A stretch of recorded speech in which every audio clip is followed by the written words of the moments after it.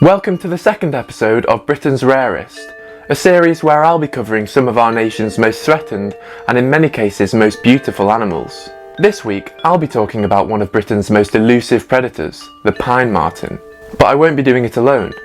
In this video I'm lucky enough to be joined by Leo from the fantastic channel Natural World Facts. Leo has been making videos about the natural world for years. He really knows what he's talking about and he has a brilliant passion for wildlife and conservation. So, after watching this video, I definitely recommend that you go and have a look at his content and subscribe to his channel. I'll leave the link in the description below. Before I get started, here are the timestamps for this video, which I'll leave in the description as well, so that you can skip to the parts that you're most interested in.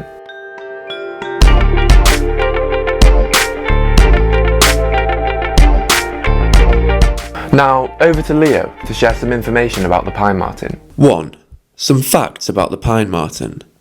Pine Martens belong to the weasel family, otherwise known as Mustelids. This also includes otters, badgers, ferrets, minks, among others. Pine Martens are in fact the only mustelids with semi-retractable claws, making them very agile climbers. As a result, they are Britain's largest tree-dwelling mammal, and if they ever are to fall, they can twist in the air to land on all 4 feet, much like a cat.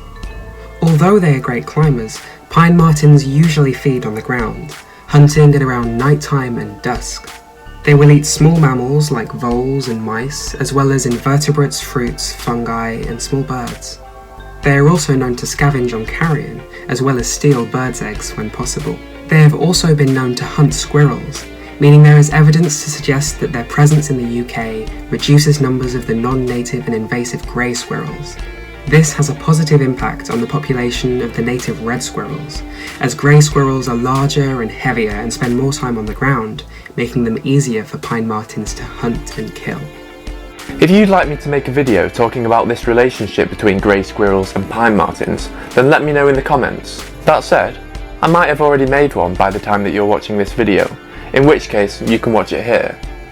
Being solitary creatures, Pine Martens only tend to come together during the summer breeding months, a time during which they make very loud shrieking noises. In fact, this is the only point in the year when they make any noise at all. Pine Martens reach sexual maturity at around 2 to 3 years old. The juveniles, known as kits, develop quickly, after being born both blind and deaf. However, they are able to leave the den after 6 weeks and are fully developed after 6 months. Although these mammals only produce 1 litter per year, successful juveniles can live for up to 10 years. 2. How to identify them and tell them apart from other mustelids. Pine Martens have long, slender bodies, with chocolate brown fur and a pale yellow patch called a bib around the throat. They also have large round ears and a long bushy tail that helps them to keep their balance when climbing the trees. The thick fur on the soles of their feet aids their grip, as do their characteristic semi-retractable claws. Pine Martens weigh between 1 and 2 kilograms and are about 60 to 70 centimeters long from nose to tail, a similar size to the domestic cat. Whilst other mustelids like mink, weasels and stoats are similar in appearance to Pine Martens, they are all noticeably smaller, and American mink have much darker fur. Additionally, Pine Martens are much more likely to be seen up in trees than any of the other mustelids. The presence of Pine Martens can also be noted by their excrement, as during the summer, around 30% of their diet may be made up of bilberries, turning their scats blue. 3. Where to find them. These mammals like mature trees with holes, as these provide good places for rest, shelter, and raising young. They sometimes just use old squirrel drays or birds' nests rather than creating a den for themselves. As suggested by their name, Pine Martens favour pine trees, though they will also live in conifer plantations, scrub, rocky areas, and crags. Despite being found through Europe, Pine Martens can be extremely difficult to spot, as they're very shy and mostly nocturnal. They do sometimes come out in the daytime during the summer, but tend to venture out less during the winter.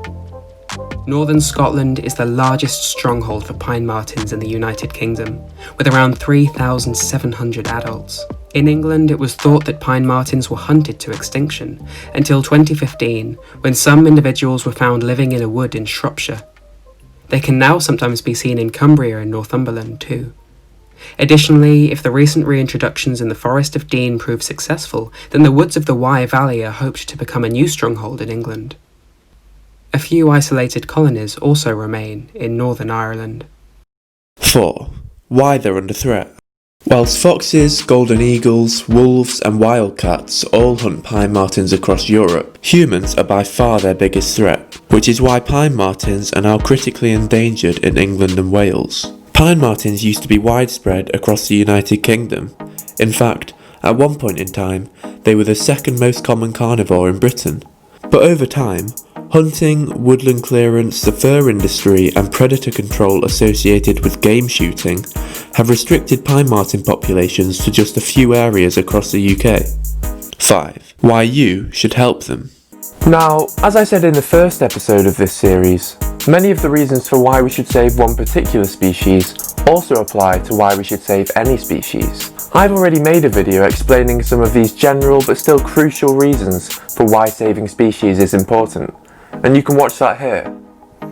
On top of those reasons, Pine Marten prey species can undergo periodic population explosions, and when this happens, Pine Martens respond by increasing the proportion of these animals in their diet. This means that they help to maintain a balanced ecosystem, which is always important. Also, Leo has already mentioned that Pine Martens could play a key role in saving our native red squirrel. So, if you're a fan of these guys, then it might be a good idea to protect our Pine Martens as well. 6. How you can help them. Due to the decrease in natural habitat and nesting size for Pine Martens, they sometimes use buildings to house their dens. If a Pine Marten decides to build its nest in a building that you own or live in, then I'm afraid you mustn't do anything. Disturbing the mother could cause her to abandon her kits, and this would actually be an offence.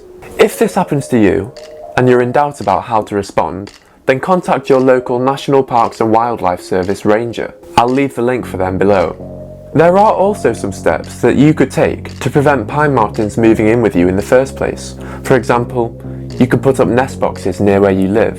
To further help Pine Martens, landowners who own forests and woodland should adopt specific management approaches to help populations thrive. This might include preventing forest fragmentation, long-term retention of trees, and maintaining a high diversity of tree species. You could also make a financial contribution to organisations like the Wildlife Trusts, Forestry England, the Vincent Wildlife Trusts and the Woodland Trust, all of which are working hard to bring Pine Martens back from the brink in the UK. The largest effort to do this outside of Scotland is the Pine Marten Recovery Project, coordinated by the Vincent Wildlife Trust. This has had great success in recovering Pine Marten populations in England and Wales, through the reintroduction of 51 Pine Martens in mid-Wales and a further 18 in the Forest of Dean in England, somewhere in which Pine Martens haven't existed for 200 years.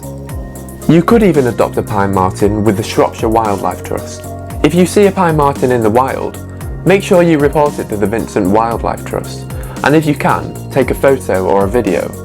Lastly, one of the most effective ways to make a difference is to get out volunteering.